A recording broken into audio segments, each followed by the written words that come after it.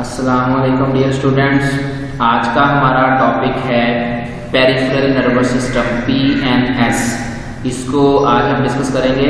देखिए ब्रेन का जो हमने डिवीजन देखी नर्वस सिस्टम की, उसमें हमने स्पाइनल कॉर्ड और ब्रेन को देख लिया। आज हमने उसकी दूसरी टाइप जो है पेरिफेरल नर्वस सिस्टम PNS उसको शुरू कर रहे हैं। ठीक है, इसको देखने से पहले यहाँ पे छोटा सा फ्लो चार्ट बना हुआ है, इसको हम देख लेते हैं। देखिए सेंट्रल नर्वस सिस्टम में ब्रेन एंड स्पाइनल कॉर्ड था।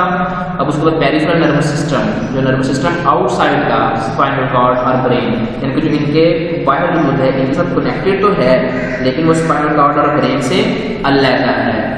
अब देखिए यहाँ पे cranial nerves and spinal nerves. Spinal nerves वो नर्व्स होंगी जो कि अराइज होंगे स्पाइनल कॉर्ड से।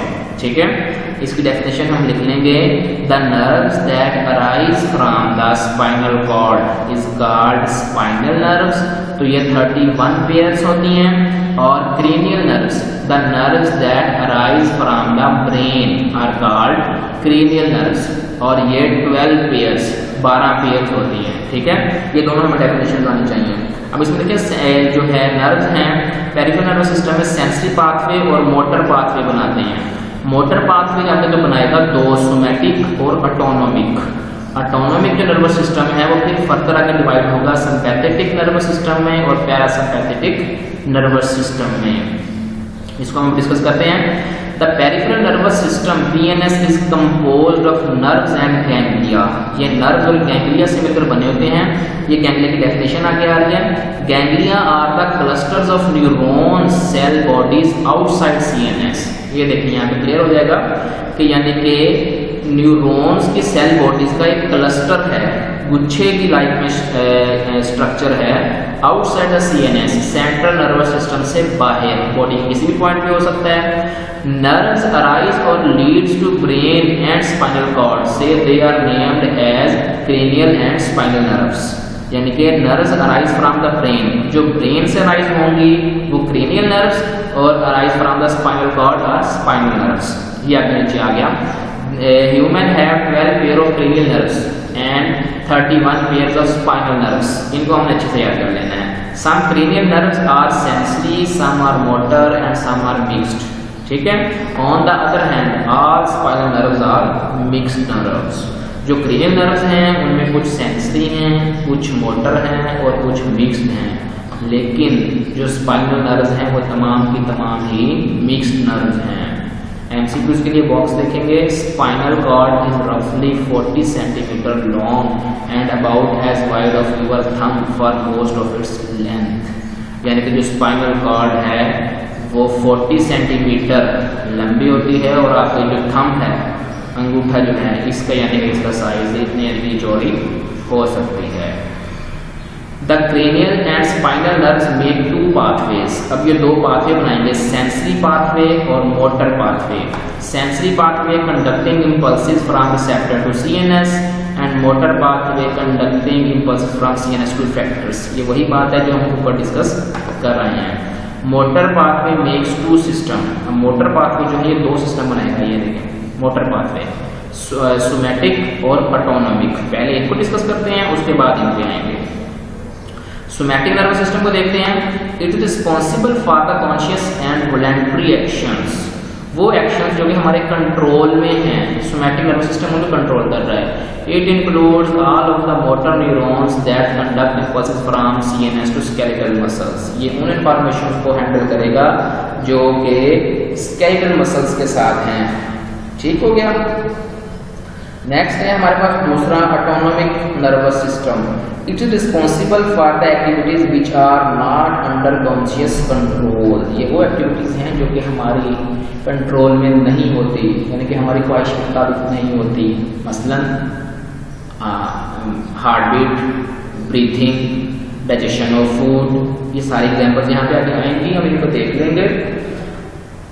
ऑटोनोमिक नर्वस सिस्टम उन एक्टिविटीज को कंट्रोल करेगा जो कि हमारी ख्वाहिश के मुताबिक नहीं होती। यानी कि अब आप जितनी मर्जी कोशिश कर लें, यानी कि नॉर्मल सर्कमस्टांसिस में हम, यानी कि अगर नॉर्मल बॉडी के फंक्शन हो रहे हैं, हमने खाना खा लिया है तो हम उसको कहेंगे जी खाना हजम नहीं हो स्टमक को, जब तक हम कोई दवाई वगैरह या ऐसी चीज़ इस्तेमाल नहीं करेंगे तो खाना नॉर्मल हजम हो ही जाना है।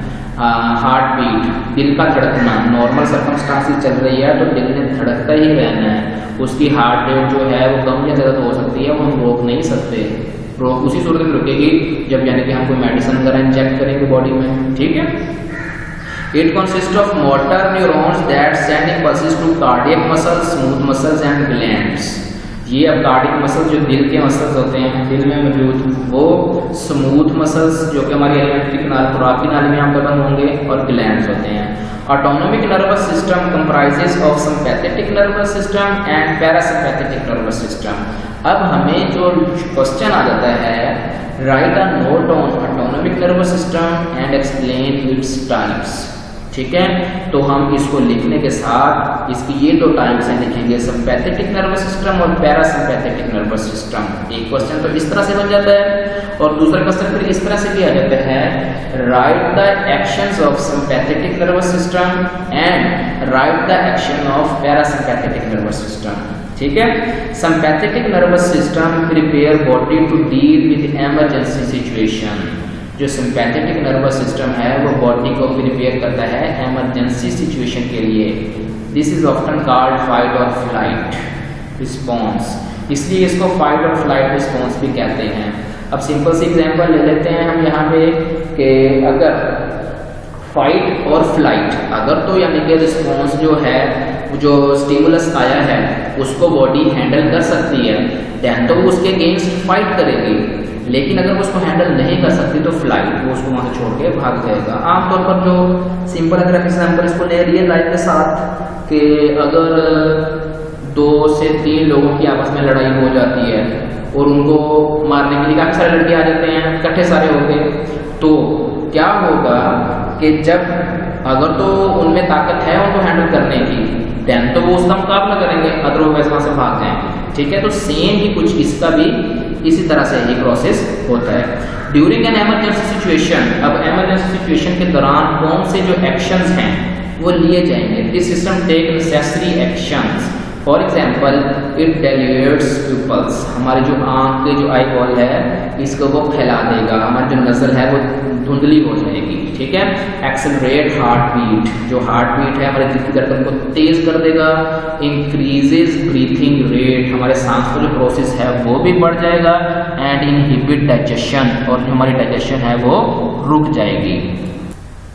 जी, ये हैं इसके एक्शंस, यानी कि हमारी जो नज़र है वो धुंधली हो जाएगी, हमारे दिल की धड़कन बढ़ जाएगी, और हमारी जो ब्रीथिंग सांस का प्रोसेस है वो भी बढ़ जाएगा। और इनहिबिट डाइजेशन, जो डाइजेशन का प्रोसेस है वो रुक जाएगा। सिंपल एग्जांपल में हम इस तरह इसको डिस्कस कर सकते हैं कि जब अचानक से हम डर जाते हैं या कोई भी हमें अचानक से अगर डरा देता है तो ये सिंपैथेटिक नर्वस सिस्टम हमारी बॉडी को इमरजेंसी सिचुएशन के लिए फौरन प्रिपेयर कर लेता है। जब हम अचानक से डरते हैं तो आप देख सकते हैं, खुद भी आप इनके एग्जामिन कर सकते हैं, जो हमारी नज़र है वो धुंधली हो जाएगी, थोड़ा सा यानी कि आंखों में ऐसे पानी सा आ जाता है वो हो जाएगा।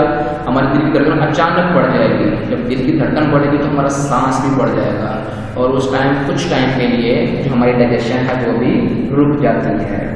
अब क्या देखें, सिंपैथेटिक नर्वस सिस्टम ने बॉडी को फाइट और फ्लाइट के लिए प्रिपेयर किया। अब जब स्ट्रेस एंड हो गया, यानी कि जो इमरजेंसी सिचुएशन थी वो खत्म हो गई, तो जो पैरासिम्पैथेटिक नर्वस सिस्टम है वो बॉडी को दोबारा नॉर्मलाइज करने के लिए इन तमाम एक्शंस के अगेंस्ट चलेगा, उल्ट चलेगा। देखें, when stress and the parasympathetic nervous system takes action and normalize all the function, वो एक्शन लेगा और बॉडी को नॉर्मलाइज कर देगा ऑल फंक्शंस को। अब एक्शंस कौन से हैं? It causes pupils to contract, यहाँ पे डेलिएट्स हुआ था, फैला था, उसको दोबारा कॉन्ट्रैक्ट कर देगा, अपनी जगह पे ले आएगा ताकि जो हमारी नज़र है देखने का प्रोसेस दोबारा ठीक हो जाए। प्रोमोट डाइजेशन, यहाँ पे डाइजेशन इनहिबिट हो गई थी, रुक गई थी, उसने उसको दोबारा प्रमोट कर दिया, स्टार्ट कर दिया। Slows the rate of heart rate and breathing rate, इसने क्या किया था? एक्सेलरेट किया था, इसने क्या किया? इनको कम कर दिया ताकि बॉडी दोबारा नॉर्मल फंक्शन में आ सके। यहाँ तक का बेटा आज का हमारा लेक्चर था, इसको आपने अच्छे तरीके से याद कर लेना है। अगर आप कुछ समझ नहीं आई तो आप मुझसे पूछ सकते हैं। ओके, जज़ाकल्लाह।